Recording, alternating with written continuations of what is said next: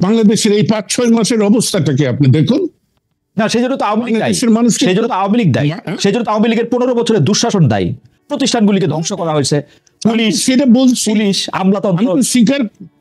হ্যাঁ, কিন্তু নেতৃত্ব যিনি আসছেন ডক্টর ইউনূস তো নেতৃত্ব দিতে পারছেন না। শেখ হাসিনা কি নেতৃত্ব দিতে পেরেছেন জনাব সিদ্দিকী? আপনি কি আমাদের বলবেন শেখ হাসিনা তো লুটপাট ছাড়া আর কি নেতৃত্ব দিচ্ছেন? আপনি আমাদের বলেন। আমি তো বলি নাই যে শেখ হাসিনা ভালো কিছু করেছেন, আপনি কিন্তু শেখ হাসিনা দেশটাকে একটা স্থিতিশীল অবস্থায় রেখেছিলেন, সকল কায়েমি স্বার্থবাদীদেরকে সুবিধা বন্টন করে একটা ব্যবস্থা রেখেছিলেন।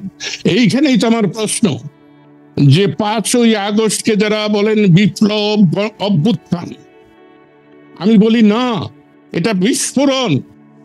বিস্ফোরণ যদি না হবে, আপনি বলুন 5ই আগস্ট 5টার সময় গণভবন ধ্বংস করলেন, জাতীয় সংসদ ধ্বংস করে যাদের নেতৃত্বে তারা সুরসুর করে ক্যান্টনমেন্টে গেলেন কেন?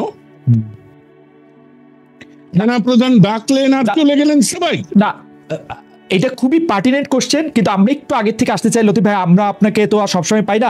আপনি বলেছেন যে শেখ হাসিনা বাংলাদেশকে স্থিতিশীল অবস্থায় এনেছিলেন।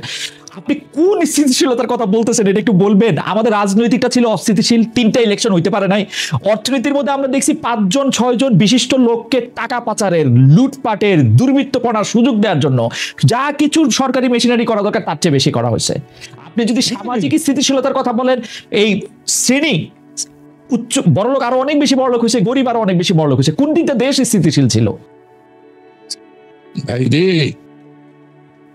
আপনি তো বলছেন, আমরা তো, আমি যদি বলি দুইটা সামরিক শাসন, এটার দুটি সামরিক শাসন যদি না আসতো, একটা গণতান্ত্রিক পরিবেশ যদি বিরাজ করত, ৭৫ যদি জাতি রাষ্ট্রের পিতা বঙ্গবন্ধু শেখ মুজিবুর রহমানকে হত্যা করা না হতো, তাহলে আজকের অবস্থা সৃষ্টি হতো কিনা তাতে আমার সন্দেহ আছে। তাই শেখ হাসিনা তো বাতিল মাল, সে গণদুশ্মন, এতে আমার কোনো কথা বলতে লজ্জা নাই, এবং তার সঙ্গে কাজ করেছি সেজন্য আমি অনুতপ্ত অবশ্যই। কিন্তু আমি ইতিহাস তো স্বীকার করব না, আমি ইতিহাসকে বিকৃত করব না। অনেকেই তো আওয়ামী লীগ করেছেন। জি, হ্যাঁ, জি, আওয়ামী লীগের মতো দল। আচ্ছা, আমি একটা অন্য প্রশ্ন করি লতিফ ভাই। আওয়ামী লীগের মতো একটা দল যে এখন মুখ দেখাইতে পারতেছে না, আওয়ামী লীগ যারা সর্বশেষ করছে, আপনি বিশ্বাস করবেন না, আমি যারা বিদেশেও রয়েছে তাদের কাছে বারবার বলতেছে আপনারা এসে আপনাদের কথা বলেন, তারা এইখানেও মুখ দেখাইতে পারতেছে না, যেটা একটা ভালো জায়গা ছাড়া, দেশে তো দূরে থাক। এই অবস্থাটা কি আপনি ভাবছিলেন যে এইরকম হইতে পারে? আপনি ওই যে আবার বলি, আপনার বাজেট বক্তৃতা, রাইট? না, বাজেট বক্তৃতা না, 16 সালে যখন আমি পদত্যাগ করি সেই বক্তৃতাটা তো আমি এই কথা বলেছিলাম।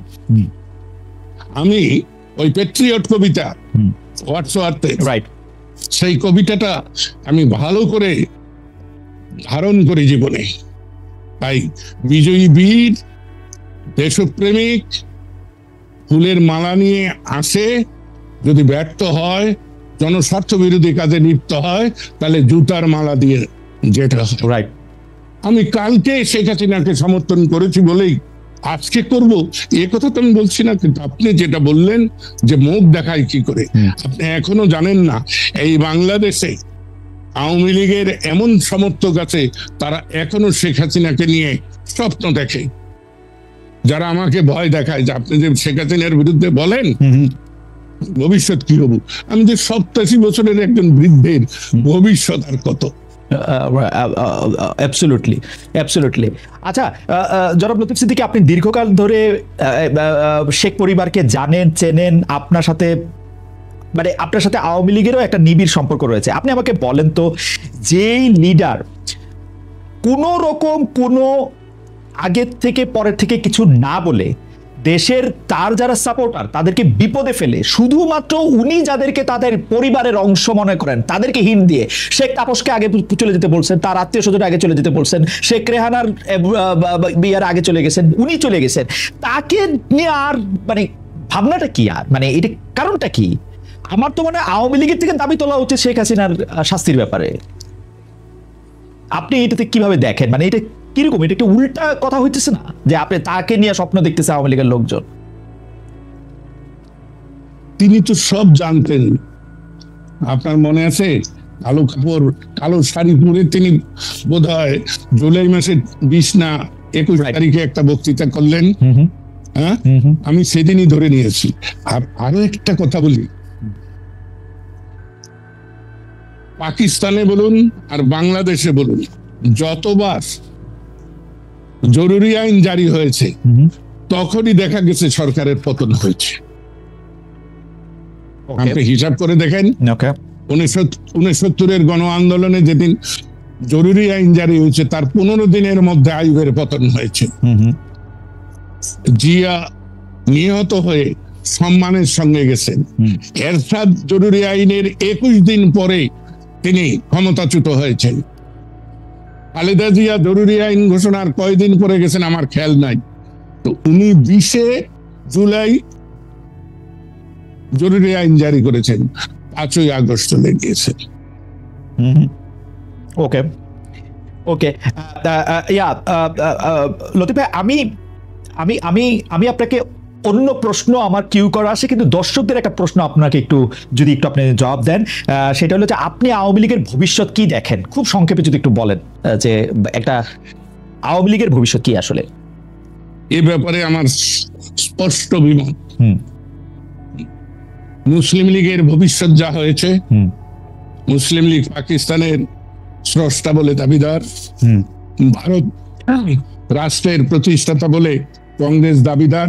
কংগ্রেসের আজকে যে অবস্থা হয়েছে, তাই বাংলাদেশ প্রতিষ্ঠার দাবিদার আওয়ামী লীগের একই ভবিষ্যৎ, কারণ তার প্রয়োজন ফুরিয়ে গিয়েছে। যেমন আমার কিন্তু প্রয়োজন ফুরিয়ে গিয়েছে। আমি যতই চেষ্টা করি, 50 বছর বয়সে যা পেরেছি আজকে তা পারবো না। আমাকে নতুনদেরকে জায়গা ছেড়ে দিতে হবে। আমি একটু সামারাইজ করি আমাদের দর্শকদের জন্য, correct me if I am wrong mister Siddiqui, যে আওয়ামী লীগের ভবিষ্যৎ মুসলিম লীগের মতোই আপনি দেখছেন, কারণ এটা হচ্ছে যে মুসলিম লীগ পাকিস্তান প্রতিষ্ঠা করলো বা আওয়ামী লীগ বাংলাদেশ প্রতিষ্ঠার সঙ্গে জড়িত থাকলো, তার প্রয়োজন এখন ফুরিয়ে গেছে এবং নতুনদের কাছে জায়গা ছেড়ে দিতে হবে। আপনি কি আর কোনো কিছু যোগ করবেন এইটার সঙ্গে? কারণ এটা একটা স্পেসিফিক প্রশ্ন অনেকের, আপনি যদি আর কোনো কিছু যোগ করেন। ভবিষ্যৎ যোগটা হলো, সময়ের দাবিতে আওয়ামী লীগের প্রয়োজন নেই। তারপরেও আওয়ামী লীগ যে দুর্নীতি, দুরাচার, গুম, হত্যা, বিনা বিচারে মানুষকে অত্যাচার করেছে, বাক স্বাধীনতা হরণ করেছিল, এটা তো তাদের একটা পাপ। আর সবচেয়ে লজ্জার এবং ঔদ্ধত্যপূর্ণ, আপনারা সে কথাটা বলেন না, আমি ছোট ছোট কথা নিয়ে তো বলি, শেখ হাসিনা প্রত্যেক বক্তৃতায় বলতেন যে আমি গণতন্ত্র দিয়েছি। রাইট, গণতন্ত্র কেউ দিতে পারে নাকি? এর চাইতে বড় ঔদ্ধত্য। এবং এই কথাটা হচ্ছে একদমই, আমি গণতন্ত্র দিয়েছি বললেই বোঝা যায় যে এই দেশে গণতন্ত্র নাই আসলে। দেশের যদি এই কথা বলে, এটা খুবই ভালো কথা বলছেন, এটা খুবই ভালো কথা বলছেন, এটা খুবই ভালো কথা।